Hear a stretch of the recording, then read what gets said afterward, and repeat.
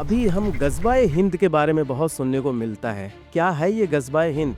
संसार को वो दो हिस्सों में बांट कर देखते हैं, एक दारुल हरब, एक दारुल इस्लाम। दारुल हरब वो जगह है जहाँ इस्लाम का शासन नहीं है। दारुल इस्लाम वो जगह है जहाँ इस्लाम का शासन है। वो हर दारुल हरब को दारुल इस्लाम में तब्दील कर देना चाहती है। उन्हें लगता है भारत अभी दारुल इस्लाम नहीं है, इसलिए गज़वाए हिंद करो, इसे दारुल इस्लाम में तब्दील करो। तो मतलब ये सतर्क होने की बात है। हिंदू समाज को सोचना चाहिए, हिंदुओं से अलग भी जो लोग रहते हैं, जो आसानी से अपना जीवन जीना चाहते हैं, उन सबको सोचना चाहिए। मिलजुल के एकजुट होकर शिक्षा और विद्या पर काम करें, संसार के सुख का साधन करें। मुसलमान भी कोई गैर नहीं है। इस देश में जो 25, 30 करोड़ मुसलमान रहते हैं, ये सब मुसलमान यहीं के लोगों पर जबरन कन्वर्जन करके, उन्हें कन्वर्ट करके बनाया गया है। लेकिन एक तरफ हम ये भी तो देख रहे हैं कि इसी कौम के लोग पत्थरबाजी खूब करते हैं। तक उसके भीतर पशुता रहेगी, वो पत्थरबाजी करेगा। आपको करना यह है, उसकी खोपड़ी में से उस गंदी किताब को निकाल देना है जो उसके दिमाग में गज़वाए हिंद का कंसेप्ट रखे या मानवता के कत्ल का कंसेप्ट रखे। हिंदू आबादी का जो रेशियो है वो प्रतिशत कम रहा है, मुस्लिम आबादी बढ़ रहा है। तो क्या इसके लिए सतर्क होने की ज़रूरत है? क्या संकेत है ये? दुनिया में एक देश था पर्शिया, नाम सुना है आपने? उसका नाम आज है ईरान। मैं लिख के दे सकता हूँ स्टैम्प पेपर पे कि यूके अगला इस्लामिक कंट्री है। अगर भारत नहीं संभला तो भारत के पास भी 50-60 साल से ज़्यादा साल नहीं है। अगर हम बात करें मुस्लिम समुदाय की, तो वो भी मानते हैं कि अल्लाह निराकार है, और हमारा आर्य समाज भी मानता है कि ईश्वर निराकार है। तो क्या फ़र्क है दोनों में? नहीं, इसमें आप आर्य समाज को अलग नहीं कीजिए। पूरा सनातन धर्म मानता है, समूचा सनातन धर्म मानता है कि ईश्वर का, परब्रह्म का जो मौलिक स्वरूप है वो निराकार है। लेकिन ये अल्लाह वाला निराकार नहीं है। अल्लाह तो 7वें आसमान पे रहता है। भाई यहाँ मैं बात कहूँगा तो टीवी पे कहने वाली बात नहीं है ना? ये ख़राब हो जाएगी बात अगर मैं ऐसी कह दूंगा तो। सादर नमस्ते, स्वागत है आपका हमारे इस विशेष पॉडकास्ट में, और मैं हूं आपके साथ रणजीत कुमार। आज़ादी के बाद से हमारे देश में हिंदुओं की आबादी लगातार घट रही है और मुस्लिम समुदाय की बढ़ रही है। हमारी जो शिक्षा पद्धति है, क्या वाकई में वो हमें आगे ले जा रही है, या हम आधुनिकता के नाम पर पीछे जा रहे हैं? और गज़वाए हिंद क्या है? ऐसे ही कई सवाल हैं जिनका जवाब हमें आपको जानना चाहिए, और हमें इसके बारे में जानना बहुत ज़रूरी है। आज हमारा मार्गदर्शन करने के लिए हमारे बीच उपस्थित हैं आर्ष विद्याकुलम के संस्थापक आचार्य योगेश भारद्वाज जी, जिनकी ये हमेशा कोशिश रहती है कि शिक्षा जगत को हमेशा आगे लिया जाए, और उनका ये प्रकल्प भारतीय स्वदेशी शिक्षा नीति को पुनः स्थापित करने के लिए प्रतिबद्ध है। आचार्य श्री, बहुत बहुत स्वागत है आपका हमारे इस कार्यक्रम में। तो हमें आपका आज सानिध्य मिला है। सबसे पहले तो जानना चाहेंगे कि आप शिक्षा के क्षेत्र में जो कार्य कर रहे हैं, वो बहुत ही प्रशंसनीय है। जानना चाहेंगे कि क्या कर रहे हैं और इससे क्या लाभ मिलने वाला है भारतीय संस्कृति को, भारतीय समाज को? वर्तमान जो शिक्षा चल रही है, सब जानते हैं कि शिक्षा हमारी तो नहीं है। ये मतलब ऐसी कोई विशेष बात नहीं है जो बतानी पड़े। लोग जानते हैं कि शिक्षा हमारी नहीं, विदेशियों की दी हुई शिक्षा है जी। या तो ये 500-600 साल की मुसलमानों की नीतियों से प्रभावित है, या तो फिर ये ईसाइयों की 200-250 साल की नीति से प्रभावित शिक्षा है। अच्छा, कुछ एक चीज़ें इसमें हमारी शिक्षा की भी डाल दी जाती होंगी, लेकिन वो बस दिखावा करने के लिए जी। भारतीय शिक्षा पद्धति तो गुरुकुलों की शिक्षा पद्धति थी। अब गुरुकुल क्योंकि पूरी तरह नष्ट हो गए, तो हमें वर्तमान में ये विचार करना पड़ेगा कि आज समाज जो समझने के लिए तैयार नहीं है कि शिक्षा कितनी ज़रूरी चीज़ है, तो आधुनिक परिप्रेक्ष्य में हम ऐसी क्या शिक्षा नीति डिज़ाइन कर सकते हैं जिस शिक्षा नीति पे ये समाज को समस्या नहीं हो, और हम गुरुकुल के मूल तत्वों के आधार पर अपने वर्ग को शिक्षित कर सके। इसी इसी पद्धति पर, इसी अवधारणा पर हम लोग शिक्षा पर काम करने का प्रयास कर रहे हैं। जी, तो ये जो पद्धति है, अगर मान लिया जाए कि ये शुरू हो गया ज़्यादातर अधिकाधिक में, तो क्या-क्या फ़ायदे हो सकते हैं भारतीय देखो, समाज को? फ़ायदे तो सारे ही हैं। सबसे ज़रूरी चीज़ है, अ, जो अन्य पशु पक्षी होते हैं वो सब शिक्षा से हीन होते हैं। मनुष्य ही एक प्राणी है जिसमें नैमित्तिक ज्ञान है, जो अपनी शिक्षा को बढ़ा सकता है, उन्नति दे सकता है, और इसी के माध्यम से वो मनुष्य बन सकता है। मनुष्य का मतलब ऐसा तो नहीं है कि दो पाँवों पर खड़े होकर चलने वाले प्राणी को मनुष्य कहते हैं। ऐसा है तो फिर चिंपैंजी भी मनुष्य हो जाएगा, वो मनुष्य जैसा ही दिखता है। कपड़े वपड़े पहना दो, पैंट वैंट सर्कस में पहना भी देते हैं, बंदर को पहना देते हैं, तो क्या वो मनुष्य हो जाएगा? वो तो मनुष्य नहीं होगा। मनुष्य होने की कैटेगरी है विद्या और शिक्षा से भूषित होना। ये मनुष्य होना बहुत ज़रूरी है। इसलिए हमें मनुष्य को मनुष्य बनाना है। आपने डॉक्टर बनाया और डॉक्टर किडनी निकाल के बेच रहा है, ये मनुष्य थोड़े है। आपने इंजीनियर बनाया और 1700 करोड़ रुपए का पुल धड़ाम से नीचे गिर रहा है, ये मनुष्य थोड़ा ही। वो जो रास्ते पे खड़ा होके राहजनी कर रहा है, चोरी करता है, डकैती करता है, चोरी करता है, जेब काटता है, ये मनुष्य नहीं हो सकता। ठीक? तो ज़रूरी अब ऐसा नहीं है कि जिन्होंने भारत का प्लेन हाईजैक किया था, वो 5 लोग थे, उनमें 5 में एविएशन इंजीनियर थे, साइंटिस्ट थे, ये सब पढ़े-लिखे लोग थे। पढ़ा-लिखा होना, डाटा और इन्फॉर्मेशन से भरा होना और मनुष्य होना, दोनों चीज़ों में अंतर है। आज हम छात्र को जो कुछ बना रहे हैं, वो डाटा और इन्फॉर्मेशन से भरा हुआ एक पैकेट है, एक बैग है। इसके भीतर मनुष्यता कितनी है, ये हमें सोचना पड़ेगा। मनुष्यता इसके भीतर है नहीं। मनुष्यता इसके भीतर होगी, तो निश्चित रूप से मनुष्य तरफ बढ़ने का प्रयास करेगा। शिक्षा के 3 उद्देश्य होते हैं मुख्य रूप से। एक उद्देश्य होता है व्यक्ति के लिए रोटी कमाना, दूसरा होता है उसमें सभ्यता का विकास करना और तीसरा होता है लाइफ एजुकेशन, उसे मनुष्य बनाना, उसे मुक्ति की ओर लेकर जाना। अब इनमें से मुख्य कौन-सा है? रोटी कमाना मुख्य है या केवल सामान्य रूप से सभ्यता विकसित कर लेना ये मनुष्य है? मनुष्य वो जो इस सारे संसार के परोपकार और कल्याण का कार्य करे, वो शिक्षा के माध्यम से बनाना। अब शिक्षा का ये मुख्य उद्देश्य तिरोहित हो गया। तो शिक्षा के इस मुख्य उद्देश्य को ध्यान में रखकर जो एजुकेशन मॉडल तैयार होगा, वो संसार में जीवन के हर आयाम में सुख देने वाला होगा। जी, यानी मनुष्यता बहुत ज़रूरी है हमारी शिक्षा नीति में, उसे लाने की आवश्यकता है। महाराज आचार्य जी इस पर लौटेंगे, लेकिन अभी हम गज़वाए हिंद के बारे में बहुत सुनने को मिलता है। क्या है ये गज़वाए हिंद? देखो, गजवाए हिंद कोई नया चलन नहीं है। ऐसा नहीं कि 1450 साल पहले मोहम्मद पैदा हुए और मोहम्मद ने गजवाए हिंद का कंसेप्ट मुसलमानों के अंदर चल दिया, रख दिया और इससे गजवाए हिंद की वो हो रही है। ये बिल्कुल नहीं, ये सारी दुनिया में है, सब जगह पर है। जहाँ समृद्धता है, संपन्नता है, खनिज अधिक है, वनस्पतियाँ अधिक हैं या जहाँ सुख के साधन अधिक हैं, उस प्लॉट को हर कोई लूट लेना चाहता है। जी। आपका लावारिस प्लॉट किसी बड़े शहर में पड़ा रहेगा तो गुंडे बदमाश दबा लेंगे कि नहीं दबा लेगा? बस ऐसा ही है। ऐसे गुंडे बदमाश वो किसी भी मत मतांतर के हो सकते हैं। ऐसे गुंडे बदमाश जो भारत को दबाकर उसमें अपने मत को ज़बरदस्ती लागू करना चाहते हैं, वो सब गज़वे हिंद कर रहे हैं। केवल मुसलमान नहीं कर रहे हैं, मुसलमान तो कर ही रहे हैं। देखो, जिनके पास ऐसी किताब हो, जो किताब ये कहती हो कि जो तुम्हारे मत को नहीं मानता उसका कत्ल कर दो, वो वाजिबुल कत्ल है। ऐसा आदमी तो आतंकवादी है जो इस किताब को मान रहा है। और ऐसे जितने लोग हैं जो इस किताब की बात मान रहे हैं कि काफ़िरों के गर्दनें काट दो, वो सब निश्चित रूप से आतंकवादी है। तो मैं ये कहता हूँ इस मानसिकता के लोग शत प्रतिशत आतंकवादी है। अब ये आतंकवादी गजबाई हिंद करें, गजबाई चीन करें, गजबाई इनके तो सीधे मतलब हैं। इन्होंने तो गीत लिखा है, इनका कौमी तराना बजता है, ये कहते हैं सारे जहाँ से अच्छा पाकिस्तान हमारा, मुस्लिम है हम वतन है सारा जहाँ हमारा, चीनो अरब हमारा, हिंदुस्तान हमारा, मुस्लिम है हम वतन है सारा जहाँ हमारा। तो ये तो सारी दुनिया में गजबाई हिंद करना चाहते हैं। मुसलमान के दृष्टिकोण से या किसी और के दृष्टिकोण से भी, लेकिन मुख्य रूप से मुसलमान के दृष्टिकोण से संसार को वो 2 हिस्सों में बाँट कर देखते हैं, एक दारुल हरब, एक दारुल इस्लाम। दारुल हरब वो जगह है जहाँ इस्लाम का शासन नहीं है। दारुल इस्लाम वो जगह है जहाँ इस्लाम का शासन है। वो हर दारुल हरब को दारुल इस्लाम में तब्दील कर देना चाहते हैं। उन्हें लगता है भारत अभी दारुल इस्लाम नहीं है, इसलिए गज़वाए हिंद करो, इसे दारुल इस्लाम में तब्दील करो। तो वो उनकी मानसिकता है, वो अपना काम कर रहे हैं। ज़रूरी चीज़ ये है कि हम अपना काम कर रहे हैं कि नहीं कर रहे हैं। क्या हम सिंह को उसका भक्षण करने से रोक देंगे?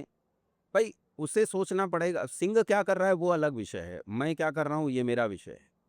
चोर आएगा, चोरी करेगा, डाका डालेगा, सामान उठा के ले जाएगा, वो क्या करेगा वो उसका काम है। पुलिस पकड़ेगी नहीं कि नहीं पकड़ेगी वो उसका काम है, लेकिन मैं तैयार हूँ कि नहीं?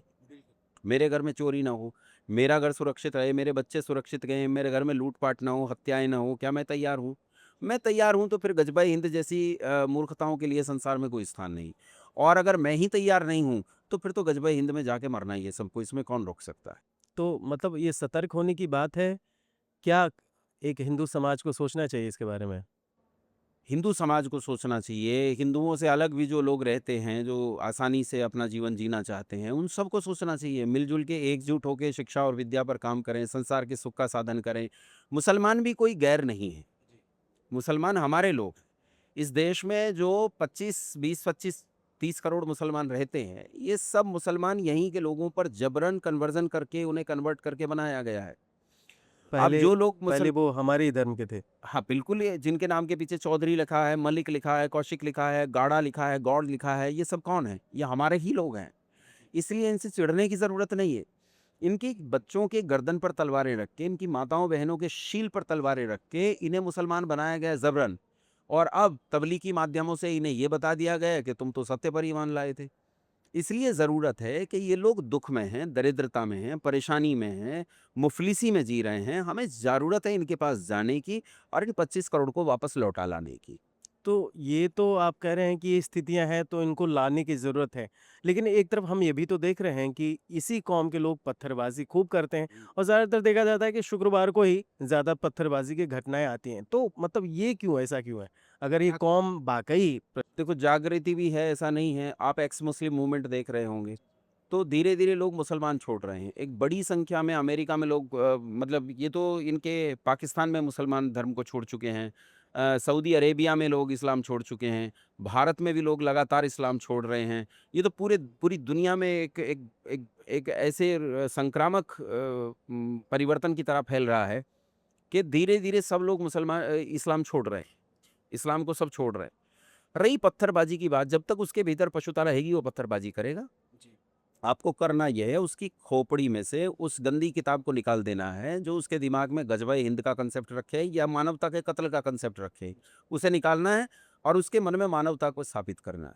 उसके मन में शिक्षा को स्थापित करना है, विद्या को स्थापित करना है, उसके मन में दया को स्थापित करना है, सत्य को, अहिंसा को स्थापित करना है। ये कर दिया आपने। देखो, मैं ये बिल्कुल नहीं मानता कि कोई व्यक्ति हिंदू या मुसलमान पैदा होता है।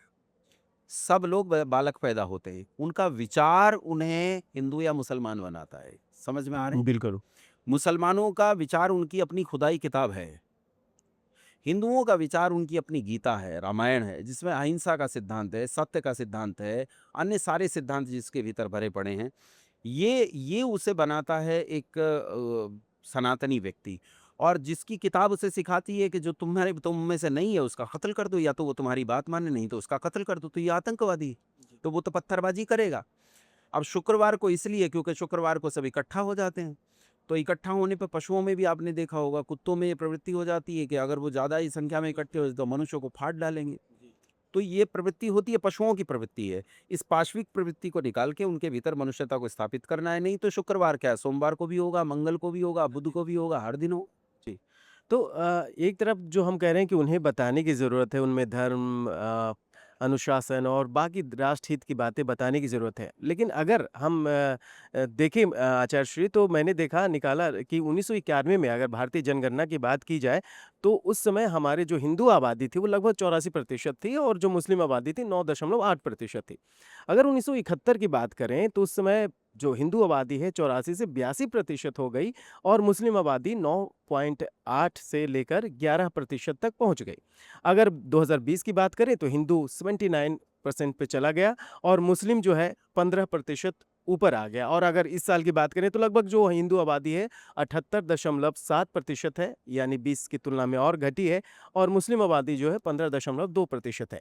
तो ये जो हिंदू आबादी का जो रेशियो है वो प्रतिशत कम रहा है, मुस्लिम आबादी बढ़ रहा है। तो क्या इसके लिए सतर्क होने की ज़रूरत है? क्या संकेत है ये? दुनिया में एक देश था पर्शिया, नाम सुना है आपने? जी, जी। उसका नाम आज है ईरान। ज़ोरोएस्ट्रियन लोग रहते थे। कहाँ गए ज़ोरोएस्ट्रियन लोग? है ही नहीं, खत्म हो गए। वहाँ मुस्लिम आबादी ने कब्जा कर लिया और आज ईरान में एक इस्लामिक कंट्री चलता है। दुनिया के सबसे ताकतवर इस्लामिक कंट्रीज में से एक जो है वो ईरान है। जनसंख्या विस्फोट उनका मुख्य हथियार है। इंग्लैंड में जब सेकेंड वर्ल्ड वार हुआ तो सेकेंड वर्ल्ड वार में इंग्लैंड के इंफ्रास्ट्रक्चर को बहुत भयंकर हानि पहुंची, यूके को, यूनाइटेड किंगडम से। तो इंफ्रास्ट्रक्चर को फिर से रिकंस्ट्रक्ट करने के लिए उन्हें मजदूरों की ज़रूरत थी। सस्ते मजदूर कहाँ से मिलेंगे? तो मिडिल ईस्ट और साउथ एशिया से सस्ते मजदूरों को ढोकर वो लोग वहाँ लेकर गए, वहाँ जाकर बसा दिया। उसके बाद ये मजदूर उस काम के ख़त्म होने के बाद वहीं बस गए, वहीं काम धंधे करने लगे। इन्होंने अपने मित्रों, रिश्तेदारों, जानने वालों सबको बुलाना वहाँ प्रारंभ कर दिया और एक बड़ी मात्रा में मुस्लिम जनसंख्या का आगमन शुरू हुआ यूके के अंदर, इंग्लैंड के अंदर। ये आगमन इतनी बड़ी आबादी में बढ़ गया, इतना बड़ा हो गया कि अब ये लोग वहाँ ताकतवर हो गए। दूसरा एक और चीज़ हुई कि इंग्लैंड की जो इमिग्रेशन पॉलिसी थी वो बहुत ही लिबरल थी, जिसके कारण भी लोगों का वहाँ अंदर घुसपैठ जारी रहा। उसके बाद उन्होंने इसमें परिवर्तन किया, लेकिन परिवर्तन करने के बाद भी आज भी वो सबसे उदार पॉलिसी है। और फिर इंग्लैंड समुद्र से घिरा हुआ है, चारों तरफ से इल्लीगल इमिग्रेशन भी हुआ और सब इंग्लैंड में भर गए लोग। आज स्थिति यह है कि लंदन में मेयर मुसलमान के अलावा कोई नहीं बन सकता। क्योंकि वहाँ की अधिसंख्या आबादी जो है वो मुस्लिम हो चुकी है। और इंग्लैंड अगले 25 साल के भीतर एक और इस्लामिक कंट्री होगा, जैसे पर्शिया से ईरान बना। मैं लिख के दे सकता हूँ स्टैम्प पेपर पे कि यूके अगला इस्लामिक कंट्री है। अगर भारत नहीं संभला तो भारत के पास भी 50-60 साल से ज़्यादा साल नहीं है। तो ये इस्लामिक देश हो जाएगा? अगर नहीं संभले तो हो जाएगा। भाई हिंदू आबादी जिस तरह से नीचे गिर रही है, हमारे यहाँ नो चाइल्ड पॉलिसी, बच्चा ना बच्ची नींद आए अच्छी, शेर का बच्चा एक ही अच्छा, जैसी मूर्खताएं फैली हुई है। इसका परिणाम यह है कि हम संतानोत्पत्ति में प्रयासरत ही नहीं है, हम सोचते ही नहीं है संतानोत्पत्ति हो। मैं ये नहीं कहता कि कुत्ते बिल्लियों की तरह आप संतान पैदा करके डाल दो, क्योंकि संतान आपने पैदा भी की और उसका निर्माण नहीं किया तो भी ये संतान हानिकारक हो जाएगी। जैसे मुसलमान वे ऐसे मुसलमान ये बन जाएंगे। ज़रूरी चीज़ ये है कि आपने जो संतान पैदा की है उस संतान का आप निर्माण भी करें, वो भी बहुत ज़रूरी है। आपने 4 संतान पैदा की, आपने 4 संतान से जो नीचे पैदा करें उनके तो भले लोगों के बारे में मैं क्या कहूँ, लेकिन 4 संतान कम से कम प्रत्येक व्यक्ति की होनी चाहिए और उन्हें अपनी संतान को पैदा करके उसे शिक्षित करके ऐसा भी बनाना चाहिए कि वो संसार का कल्याण करे, संसार के लिए उपकार का साधन बने, सुख का साधन करे, आतंक का साधन न बने।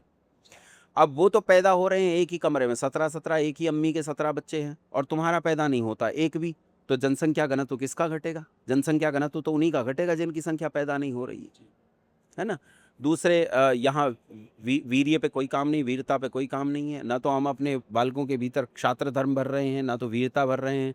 हम तो अपने बालकों के भीतर जो है चींटी से भी डर और भय पैदा कर रहे हैं। चींटी को देख के कहते हैं देखो चींटी आ गई, डर जाओ, वो लुल्लू है, इससे डर जाओ। ऐसा कह के डराते हैं, छोटे-छोटे बच्चों को डराते हैं। उधर वो छोटे-छोटे बच्चों को काटना मारना। मैं ये नहीं कह रहा हूँ कि काटना मारना सिखाएँ, लेकिन कम से कम अपनी संख्या को तो मेंटेन रखें, ये बहुत ज़रूरी चीज़ है। उनका जनसंख्या विस्फोट मुख्य हथियार है।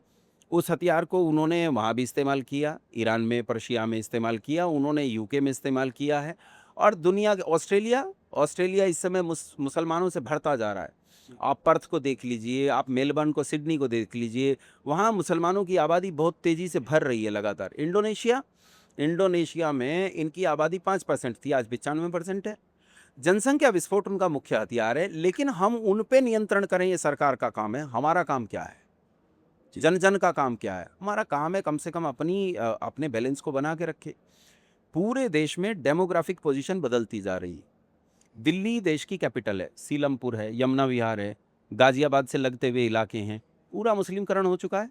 पश्चिमी उत्तर प्रदेश, मेरठ, बागपत, बड़ौद, शामली, मुजफ्फरनगर, सहारनपुर, बिजनौर, अमरोहा, पश्चिमी उत्तर प्रदेश के 25 ज़िले, इनकी मुरादाबाद में आज शहरी आबादी 70% से ज़्यादा मुसलमानों की हो गई है, ग्रामीण क्षेत्र की बात अलग है। संभल की आबादी 85% के आसपास है मुसलमानों की। ये जो डेमोग्राफिक पोजीशन तेज़ी से बदल रही है और हम ये देखें कि कहाँ-कहाँ बदल रही है। हरिद्वार हमारे लोगों का देवस्थल कहा जाता है। देवभूमि है। और हरिद्वार के आसपास जो ग्रामीण क्षेत्र यानी हरिद्वार के बाहर के जो इलाके हैं, चारों तरफ सीमाई इलाके, उन सीमाई इलाकों में तेजी से डेमोग्राफ बदला है, तेजी से। आप नेपाल वाले बॉर्डर से लगते हुए इलाके देखें, लखीमपुर खीरी, बहराइच, बलरामपुर, ये जो 5-6 ज़िले हैं वहाँ वहाँ इतनी तेज़ी से डेमोग्राफिक पोजीशन बदली है कि वहाँ हिंदुओं का जैसे एकदम सफाया हो गया है। 25 से 30% तो मस्जिदें और मदरसे बढ़े हैं और 32% तक आबादी वहाँ बढ़ी है उनकी। यहाँ तक है कि सेना को ये मांगना पड़ा, जो पैरामिलिट्री फोर्सेस है उन्हें ये कहना पड़ा कि हमारी जहाँ सीमा रेखा थी कि हम लोगों के भीतर घुस के यहाँ तक चेकिंग कर सकते हैं, इसे दोगुना कर दिया जाए। 50 और 100 किलोमीटर तक का इलाका उन्होंने बॉर्डर के अंदर तक मांगा है कि हम वहाँ जाके चेक कर सकें ठीक से। तो इसमें तो कोई शक नहीं है, लेकिन इसमें जागने की ज़रूरत, हम उनके बारे में सोचें। हमारे यहाँ एक कहावत है ग्रामीण क्षेत्र में कि कौवे के कोसने से पशु नहीं मरा करते, कि कौवा ये सोचे कि भई ये पशु मर जाए तो मैं इसे खाऊंगा, तो वो कोसे कि ये मर जाए, तो ऐसा नहीं होने वाला है ना? हमें ही अपने आप को सबल बनाना होगा, ताकतवर बनाना होगा, तब कुछ होगा। तो आज जब हम बात कर रहे हैं कि वो बढ़ा रहे हैं आबादी तो हम भी बढ़ाएं, लेकिन विचारधारा तो एक ये भी है ना कि जनसंख्या विस्फोट, वो भी तो फिर उसके लिए सारे संसाधन की समस्या हो सकती है। इसमें सरकार को काम करना चाहिए। सरकार को एक तो मलेच्छों की आबादी पे निश्चित रूप से प्रतिबंध लगाना चाहिए। जो मलेच्छ जनसंख्या बढ़ रही है, मलेच्छ जनसंख्या को नियंत्रित करने का काम सरकार का है। और इन हिंदुओं को तो ये प्रोत्साहित करने की ज़रूरत है कि कम से कम जितना सरकार मांग रही है उतने तो पैदा कर। हाँ, उससे भी नीचे जा रहे हैं। तुम तो उससे भी नीचे जा रहे हो। जी। भाई आप यहाँ ये जो पॉडकास्ट आप आर्य संदेश के माध्यम से कर रहे हैं, तो आर्य संदेश का जो मूल विचार है वो कहता है कि आपके बच्चे नहीं होंगे तो रिश्तेदारियाँ खत्म हो जाएँगी। अब एक बच्चा है, ना मामा बची, ना फूआ बुआ बची, ना मौसी बची, ना दीदी बची, कुछ भी नहीं बचा, सब खत्म। चाचा ताऊ सारी रिश्तेदारियां खत्म हो गई। रिश्तेदारियां बचेंगी जब आपकी संतान पैदा होगी। 2 पुत्र 2 पुत्रियां पैदा करना प्रत्येक व्यक्ति का कर्तव्य है, करना ही चाहिए। परिवार ही पूरा नहीं होता। बिल्कुल। तो इस सिद्धांत को मानने की ज़रूरत है। लेकिन आचार्य श्री अगर हम बात करें मुस्लिम समुदाय की तो वो भी मानते हैं कि अल्लाह निराकार है और हमारा आर्य समाज भी मानता है कि ईश्वर निराकार है। हम्म। तो क्या फ़र्क है दोनों में? नहीं, इसमें आप आर्य समाज को अलग नहीं कीजिए, पूरा सनातन धर्म मानता है। जी, शंकर का जो ब्रह्म है, वो शंकर का ब्रह्म किसी विग्रह में स्थापित नहीं है, ये मान लीजिए। शंकराचार्य का जो ब्रह्म है, वो किसी विग्रह में स्थापित नहीं है। तो संपूर्ण मानता है, हम सब मानते हैं, समूचा सनातन धर्म मानता है कि ईश्वर का, परब्रह्म का जो मौलिक स्वरूप है, वो निराकार है। लेकिन ये अल्लाह वाला निराकार नहीं है। अल्लाह तो 7वें आसमान पे रहता है। भई यहाँ मैं बात कहूँगा तो टीवी पे कहने वाली बात नहीं है ना? ये खराब हो जाएगी बात अगर मैं ऐसी कह दूँगा तो। नहीं तो वहाँ तर्क इतना खराब चला जाएगा जिसका हिसाब नहीं। आपको बुरा लगे तो एडिट कर लीजिएगा। सोचिए कि अल्लाह अर्श पे रहता है। अल्लाह आसमान पे कहाँ बैठा है? 7वें आसमान पे। कहते हैं फरिश्तों ने उसका तख्त पकड़ा हुआ है और तख्त के ऊपर अल्लाह बैठा है। तो अल्लाह का आकार नहीं है, अल्लाह का चेहरा नहीं है, आकार की अल्लाह की आँखें नहीं हैं, कान नहीं है, नाक नहीं है, हाथ नहीं, पैर नहीं, पेट नहीं, कमर नहीं, तभी तो निराकार होगा। लेकिन फिर कहते हैं कि तख्त के ऊपर बैठा है। अगर अल्लाह तख्त के ऊपर बैठा हुआ है तो बैठने के लिए कम से कम निस्बत तो चाहिए, तो क्या अल्लाह केवल निस्ब है? ये तो विचार करना पड़ेगा कि क्या अल्लाह केवल निस्ब है? तो जो जिसे आदिगुरु शंकराचार्य या स्वामी दयानंद जिस परब्रह्म की बात करते हैं, वो परब्रह्म का जो स्वरूप है, वो अल्लाह वाला स्वरूप नहीं है। अल्लाह वाला स्वरूप तो मतलब बुद्धि पूर्वक बनाया गया स्वरूप नहीं। अल्लाह को कोई बहका देता है, अल्लाह बहक जाता है, उसे शैतान बहका देता है, उसके बंदों को शैतान बहका देता है, अल्लाह समझा नहीं पाता, उसके लोगों में लड़ाई हो रही है, अल्लाह को भी लड़ाई में शामिल होना पड़ता है। ये कैसा निराकार है, समझ में नहीं आता, है ना? जी। हम लोगों का जो ईश्वर है, वो ईश्वर ऐसा नहीं है। वो जो लोग विग्रह पूजा करते हैं सनातन धर्म में, हिंदू धर्म में जो लोग विग्रह पूजा करते भी हैं, वो विग्रह पूजा करने वाले भी जिस परब्रह्म को मानते हैं, जिस परब्रह्म को निर्गुण परब्रह्म या निराकार परब्रह्म मानते हैं, जी। वो अल्लाह वाला नहीं है, वो एकदम भिन्न है। दोनों में अंतर है। जी, दोनों में बहुत अंतर है। ये तो बात करता है, लोगों से बात करता है, लोगों को किताब देता है, किताब के एडिशन बदलता है। पहले वेद दे दिया, फिर तौरात दे दिया, फिर जबूर दे दिया, फिर इंजील दिया, फिर पेंटाट्यूक दी, फिर कुरान दी। अब कुरान की गारंटी ले रहा है कि कुरान आखिरी पुस्तक है, इसके बाद नहीं आएगी। अरे पहली की गारंटी ले लेता, इतनी अकल नहीं थी भाई कि 10 किताबें खराब होने के बाद अकल आई कि भाई अब गारंटी ले लूँ तो किताब नहीं बिगड़ेगी। पहले वाली किताब की गारंटी ले लेता तो किताब ना बिगड़ती। इसे इतनी समझ नहीं है। इसे ये भी समझ नहीं थी कि जिस शैतान को तू बना रहा है, ये आज फरिश्ता है, कल शैतान हो जाएगा, सर्वज्ञ नहीं, जानता नहीं है। इस अल्लाह में तो बहुत कमियां हैं। ये अल्लाह ठीक-ठीक नहीं है। फिर ये अल्लाह एक आदमी के लिए बड़ी सुख साधन रचता है, बाकी सब के लिए उतने नहीं। एक आदमी को कहा कि तू तो सैकड़ों स्त्रियों से विवाह कर ले, तुझ पे सब हलाल है, तुझ पे कुछ हराम नहीं, बाकी लोगों को हराम कर दी वही चीज़ें। है ना? ये अल्लाह तो ऐसा भी कहता है कि भई अ, ये जो हैं तुम्हारे अब्बू जो हैं सबसे बड़े वाले हैं, जो बहुत सबसे पहले पैदा हुए जिन्होंने सब चलाया, कि भई उनका पेशाब भी पीने लायक है। वो भी पाक है, वो हलाल है, उसे पी जाओ कोई समस्या नहीं है। ऐसी बहुत मूर्खताएँ हैं। तो ये कोई काल्पनिक किरदार है, ये सच्चा नहीं है। हो सकता है कोई आदमी रहा हो, उसने ऐसे अपने बारे में फैलाया हो। जी। ये तो ईश्वर तो नहीं हो सकता। आचार्य श्री जानना चाहेंगे कि अभी बहुत सारे हिंदू जो लड़कियां हैं वो लव जिहाद के चक्कर में पड़ जाती हैं तो ये कैसे रोका जाए? कैसे वो इस जो लव जिहाद है इससे बचें? भई लव जिहाद के चक्कर में फँसने वाली लड़कियों, अब इसमें समस्या क्या है कि बच्चे जो हैं वो भविष्य हैं। आप और मैं वर्तमान हैं। अब किसी के घर में समझाने जाओ तो वो कहते हैं जी बच्चे भविष्य हैं, आप भविष्य सुधारो, हम तो हमारा तो हो बीत लिया। अरे भैया जिनका वर्तमान बिगड़ा हुआ हो उनका भविष्य सुधर नहीं सकता। इसलिए लव जिहाद ना हो, इसके लिए मुझसे लेके और 70 साल तक के बूढ़ों को समझाने की ज़रूरत है। अगर इनकी शिक्षा में परिवर्तन आया तो उनके बच्चों की शिक्षा में परिवर्तन आएगा, और उनके बच्चों की शिक्षा में परिवर्तन आएगा तो लव जिहाद करके दिखाओ। जी। ठीक है। अब हमारे घर में भी कन्याएँ हैं, हवा भी छू के दिखाए तो, अंतर है ना, वो हवा भी छू के दिखाए तो। अब लव जिहाद तो छोड़ दो, कुछ और करके देख ले तो यानी मामला दूसरा हो। यानी कि लड़कियों के साथ-साथ पूरे परिवार को भी समझने की परिवार ज़रूरत को है। शिक्षित करने की ज़रूरत है। लव जिहाद बच्चों के फँसने का काम नहीं है। देखो, कन्या हो या बालक हो, लव जिहाद का मतलब आप केवल कन्या पे मत समझिए। बालक भी फँस रहे हैं।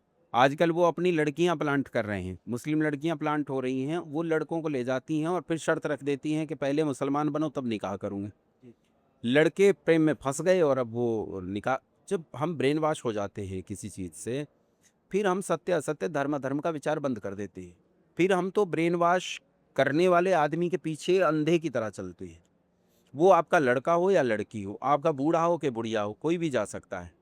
इसकी ज़रूरत ये है कि हम अपने लोगों को समझाएं और ठीक करें। बल्कि ये करना चाहिए, मैं इसमें एक चीज़ का पक्षधर हूँ कि किसी मुस्लिम कन्या से या मुस्लिम युवक से मित्रता करने में कोई हानि नहीं है। उसे लेके आओ वापस, शुद्धि करो उसका। शुद्धि का द्वार आपने खोल ही रखा है, आर्य समाज ने शुद्धि का द्वार खोल रखा है। आओ भैया, हिंदू धर्म में एंट्री हम देंगे तुम्हें, मलेच्छ से पवित्र हम बनाएंगे, मलेच्छ से आर्य हम बनाएंगे और लेके आओ उन्हें, बनाओ वापस। फिर विवाह भी करो तो कोई दिक्कत नहीं, पुण्य का कार्य है।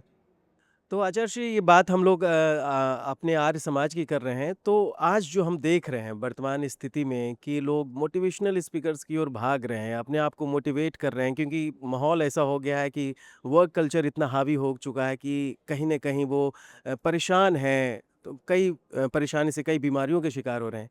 तो क्या मोटिवेशनल स्पीकर्स इसका सॉल्यूशन हो सकता है या वेद का ज्ञान? देखो, मोटिवेशनल स्पीकर्स हों या धर्मगुरु हों, जो लोगों को स्ट्रेस या डिप्रेशन से बचाने के लिए आजकल जो कर रहे हैं, ये धंधा है, धंधा।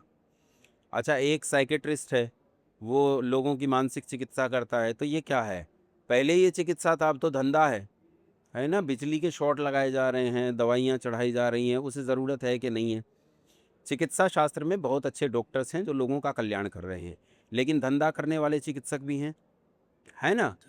इंजीनियर बहुत अच्छे हैं जो संसार का कल्याण कर रहे हैं, लेकिन धंधा करने वाले इंजीनियर्स भी हैं। तो धंधा करने वाले लोग हैं हर क्षेत्र में। ये जो मोटिवेशनल स्पीकर्स हैं, इनमें कुछ बहुत मैं ये समझता हूँ समझदार लोग होंगे जो सच में समाज का कल्याण करना चाहते हैं, वो ठीक है, लेकिन अधिकांश तो धंधा करने वाले लोग हैं। इनके पास जाएँगे तो काम ही खत्म होगा। मैं तो युवकों से एक चीज़ कहता हूँ कि तुम्हें यदि सीखना है, समझना है और आगे बढ़ना है, तो उसके लिए प्रश्न करना शुरू करो। स्वयं से प्रश्न करो, समाज से प्रश्न करो। जब तुम्हें प्रश्न का हल न मिले, तब तो तुम किसी बड़े के पास जाओ, गुरुजन के पास जाओ। लेकिन अभी तो इतनी पुस्तकें हैं, पुस्तकों को अपना मित्र बनाओ, पुस्तकें पढ़ना शुरू करो। ये मोबाइल से थोड़ी-सी दूरी बनाओ। ये इंस्टाग्राम, फ़ेसबुक, व्हाट्सऐप, ये बीमारी हैं और ये बीमारियाँ इतनी बढ़ रही हैं कि आज इन बीमारियों में डूबकर आदमी मर रहा है। कहा यह जाता है, देखो ये तकनीकी है, लाभ की भी चीज़ है। हाँ, है लाभ की चीज़, इतनी सी होगी, लेकिन युवकों के लिए इतना सारा नुकसान कर रही है। साइंटिस्ट के लिए ये इतना सारा लाभ कर रही है और इतनी सी हानि की चीज़ है। लेकिन जिस युवक के पास दिशा नहीं है, उसके लिए लाभ इतना सा है और हानि इतनी सारी है। इसलिए पुस्तकों को अपना मित्र बनाएँ। जितना हो सकता है उतनी अपनी पुस्तकें पढ़ें। आप प्रयास करें, आर्योद्देश्य रत्नमाला, ऋग्वेद आदि भाष्य भूमिका, सत्यार्थ प्रकाश है या कितने सारे दर्शन हैं, उन दर्शनों के भाष्य लिखे हैं, बहुत सारे विद्वानों ने लिखे हैं। आप उस पे आएँ, काम करें। हमारे कितने सारे युवक हैं जो बहुत अच्छा काम कर रहे हैं। अगर हम अपने ही क्षेत्र में देखें तो कितने सारे युवक आज प्रचार के क्षेत्र में काम कर रहे हैं। मेरे साथ कुछ लड़के काम करते हैं। पुनीत है, प्रांजल है, ये आईआईटी में काम करते हैं। मोहित है, मोहित गौड़ है जो साइंस पे काम कर रहे हैं। आचार्य अग्निव्रत नैष्ठिक जी हैं जो विज्ञान पे अच्छा काम कर रहे हैं। हमारे मुनि सत्यजीत जी हैं, अगर किसी को सीखना ही हो, किसी को शांति चाहिए तो भाई रोजड़ जाओ, वहाँ जाओ। स्वामी विवेकानंद जी हैं, पूरे देश में घूम के प्रचार करते हैं, पूरे देश के लोगों को बता रहे हैं कि तुम वास्तव में दुखों से छूट कैसे सकते हो। और स्वामी विवेकानंद जी का एक बहुत बड़ा वर्ग है जो लगातार काम कर रहा है। हमारे कन्याओं के क्षेत्र में हैं, आचार्य सुमेधा जी हैं, आचार्य सुकामा जी हैं, शीतल जी हैं, आचार्य प्रियंवदा वेद भारती जी हैं। इतने सारे लोग हैं जो समाज के क्षेत्र में काम कर रहे हैं। वहाँ जाएँ, उनसे सीखें, पहले पुस्तकों को मित्र बनाएँ, पुस्तकों से भी प्रश्नों की शांति ना हो तो उनके पास जाएँ, बाकी धंधेबाज के पास ना जाएँ। ज़्यादातर धंधाबाज है। आप हाथ दिखाओ, मैं आपका हाथ देख के बता दूँगा आपका लड़का कब नौकरी लगेगा, आपके घर में क्या होगा, क्या नहीं होगा, ये सब बेकार की कई बातें। कर्मकांड उपाय भी बताएँगे वो। हाँ, ये सब मोटिवेशनल स्पीकर्स ही हैं। ये पुराने ज़माने के हैं और नए ज़माने के आ गए हैं। फिर उसमें उसे धंधे के तौर पे इस्तेमाल किया जाता है। तुम 2 सदस्यों को लाओ तो तुम्हें इतना कमीशन मिलेगा, फिर वो 2-2 सदस्यों को लाएँगे तो उन्हें इतना कमीशन मिलेगा। ये धंधा है, आप भीतर जाएँगे तो आपके सामने धंधा खुल जाएगा। जी। वो बता देंगे कि आपको भी 4 आदमियों को लेके आना है। तो मैं एक मठ में गया था, वो मठ वाले थे, उन्होंने बुलाया, तो हमने एक लड़के को भेजा। हमने कहा जाओ, तो उन्होंने कहा 500 रुपए मिलेंगे एक जोड़े को ले जाने पे। जी। तो ये धंधा है।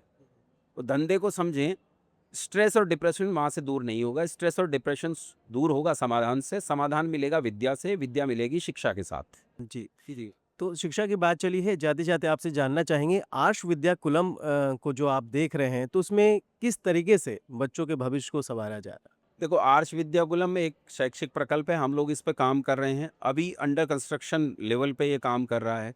इसमें 2 प्रकल्पों पे हम काम कर रहे हैं, एक शास्त्रकुलम और एक उपनिषद विद्यालय। शास्त्रकुलम एक ऑनलाइन यूनिवर्सिटी की तरह काम करेगा। ये पूरी दुनिया भर में ग्लोबली शास्त्रकुलम जो है अपनी शिक्षा को दुनिया भर को पढ़ाएगा। इसमें केवल शास्त्र पढ़ाएँगे, वेद, ब्राह्मण, आरण्यक, गृह्य सूत्र, धर्मसूत्र, तर्कशास्त्र, नीति शास्त्र, दर्शन, उपनिषद, व्याकरण, ये सब हम शास्त्रकुलम के माध्यम से पढ़ाएँगे। और साढ़े 3 साल के बच्चे से लेके और जहाँ तक कोई पढ़ना चाहे, चाहे 90 साल का आदमी भी क्यों ना हो, पढ़ना चाहे तो हम पढ़ाएँगे और घर-घर पहुँचेंगे। अगर गुरुकुलों में लोग नहीं आना चाहते, तो गुरुकुल शास्त्रकुलम के माध्यम से आपके घरों में जाएगा और आपको शिक्षा देगा।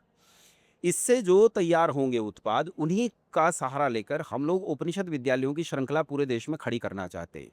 मतलब पूरे देश में इन 37 राज्यों में, वो सब पूर्ण राज्य और केंद्र शासित सब मिला के 37 राज्यों में, कोई राज्य ऐसा ना बचे जहां हमारा उपनिषद विद्यालय ना हो।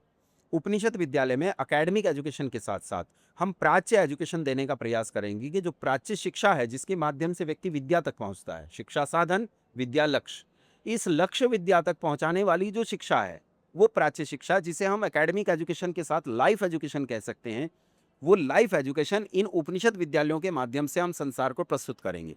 हमारा काम होगा एकेडमिक एजुकेशन को प्राप्त करके कोई व्यक्ति शैतान न बने, कोई राक्षस न बने। वो अच्छा सर्जन है पर किडनी निकाल के न बेचे, संसार के कल्याण का काम करे, लूटने का काम न करे, धंधा ना करे। टीचर्स हैं धंधा कर रहे हैं, वकील हैं धंधा कर रहे हैं, अच्छे भी हैं इनमें, अच्छे टीचर्स भी हैं, अच्छे वकील भी हैं, अच्छे चिकित्सक भी हैं। हम चाहते हैं उन अच्छों का घनत्व बढ़े, वो अच्छे लोग अधिक हों। नीति में तो बस वो शिक्षा के माध्यम से हम काम कर रहे हैं। न्यू एजुकेशन पॉलिसी 2020 जो आया है, इसमें कई सारे प्रावधान हैं।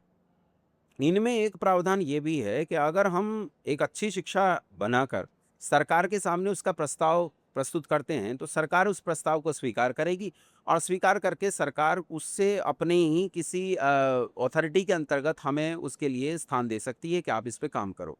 तो हम इसी पे काम कर रहे हैं कि सरकारें हमें प्रश्रय दें और हमारे उपनिषद विद्यालय को एक स्ट्रीम के तौर पर इस समाज में स्थापित करने का काम करें।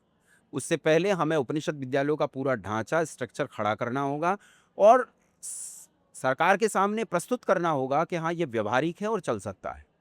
उस पे हम लोग काम कर रहे हैं। अब जाते-जाते आचार्य श्री जानना चाहेंगे कि अगर मानवता को एक सूत्र में बांधना हो, तो वैदिक वेद की वो कौन-सा मंत्र या कौन-सी बात आप कहना चाहेंगे? देखो, वेद के किसी एक मंत्र को आप छाँट के अलग नहीं कर सकते कि वेद का एक मंत्र आपने छाँट के अलग कर लिया कि ये मानवता का सूत्र है। वेद ही एकमात्र मानवता का सूत्र है। संसार में अपौरुषेय अगर कोई चीज़ है तो वो वेद है। वेद नहीं तो कोई और परमात्मा प्रकाशन नहीं चलाता कि वो रोज़ नहीं एक किताब छापेगा और फिर बाद में जाके एक किताब की गारंटी लेगा। पहली किताब जो छापी है ना, उसने वो उसी की गारंटी है उसके पास। तो वेद ईश्वरीय ज्ञान है, वो अपौरुषेय है, वो मनुष्य के भाषा प्राप्त करने से पहले मनुष्य को मिला है, उसी के साथ मनुष्य को भाषा मिली है। तो वेद में मानवता के सकल सूत्र स्थापित हैं। वर्णाश्रम धर्म है हमारा, 4 वर्ण, 4 आश्रम, 4 पुरुषार्थ, 4 वेद, 4 ब्राह्मण, ये सब के माध्यम से इस चतुष्टय में बंधा हुआ जो ये सनातन धर्म है, ये सनातन धर्म ही सुख का कारण है। यहाँ किसी हत्या का विचार नहीं है, किसी की हत्या का विचार नहीं, यहाँ पाखंड नहीं है, झूठ नहीं है, ढकोसला नहीं है, अंधविश्वास नहीं है, मूर्खताएं नहीं है परोपकार ही बताया जा रहा है। और जी। परोपकार। जी। ये केवल परोपकार की बातें हैं, दूसरी कोई बात है ही नहीं। यहाँ खुद के भोजन से पहले दूसरे के भोजन की चिंता की जाती है, अपनी सुरक्षा से पहले दूसरे की सुरक्षा की चिंता की जाती है। मैं अपने जीवन का लक्ष्य प्राप्त कर पाऊँ, उसके साथ मेरा समाज भी मेरे जीवन का लक्ष्य प्राप्त करे, अपने जीवन का लक्ष्य प्राप्त करे, उसमें मैं कैसे सहयोग करूँ, यही मानवता है और यही सनातन धर्म है। गला काट प्रतियोगिता वाला इस्लाम, गला काट प्रतियोगिता वाला ईसाई, गला काट प्रतियोगिता वाला कोई और ऐसा ही मत मजहब, वो कभी भी संसार को सुख नहीं दे सकता। हमारे यहाँ गला काट प्रतियोगिता नहीं है, हमारे यहाँ कंपटीशन नहीं है, कोऑपरेशन है। यहाँ कंपटीशन से काम नहीं चलता है, यहाँ कोऑपरेशन से काम चलता है। हम जब भागते हैं तो पड़ोसी का हाथ पकड़ लेते हैं, तू भी भाग मेरे साथ। हम ये नहीं करते उसे धक्का दे के गिरा दें और खुद भागे। और यही सनातन धर्म है। सनातन धर्म का मूल वेद है, तो मंत्र वेद ही है। जी, यानी कि वेद का एक छोटा-सा ज्ञान भी पूरी ज़िंदगी को बदल सकता है। बस वो छोटा सा वो दिशा देने वाली बात है कि छोटे से ने आपको दिशा दे दी, करना तो आपको समूचा ही पड़ेगा। हम वेद के आधे तिहाई से, हाँ, जो जितना जितना ज़्यादा जानेगा उतना उतना उत्तम जीवन जिएगा, जो कम जानेगा वो कम जिएगा। और हम सब सीखने की अवस्था में, अब मैं गुरु बन जाऊं, आप चेला बन जाओ, या कोई और गुरु बन जाए, मैं चेला बन जाऊं, ये गुरु चेला बनने वाली स एष पूर्वेशाम अपि गुरु काले नान बच्छेदा। संसार में सारे गुरुओं के गुरु हैं, लेकिन परमात्मा संसार के सारे गुरुओं का एकमात्र गुरु है, उस जैसा कोई नहीं। और वो गुरु वेद ही तो है, वेद हमें सिखाता है। इसलिए पढ़ना तो समूचा वेद ही पड़ेगा, लेकिन जितना जितना गहरे उतरते जाऊंगा उतना उतना उन्नति करता है। जी। आचार्य श्री आपका बहुत-बहुत धन्यवाद। आपने इतनी बातें बतलाई जो निसंदेह हमारे समाज के लिए बहुत ही मार्गदर्शन का कार्य करेगा।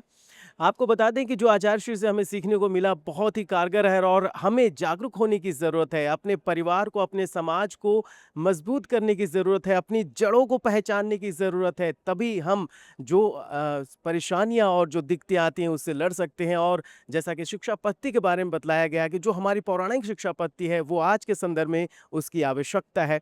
और भी बहुत बातें जो आचार्य श्री ने बताई वो हमारे और आपके जीवन के लिए अत्यंत कारगर है और उसे हम अपनाएं तो हमारा जीवन निसंदेह आगे बढ़ेगा। इसी प्रकार की ज्ञानप्रद बातों के लिए जुड़े रहिए हमारे इस चैनल के साथ और दूसरे पॉडकास्ट में हम पुनः हाजिर होंगे ऐसे ही ज्ञानप्रद बातों को लेकर। तब तक के लिए सादर नमस्ते।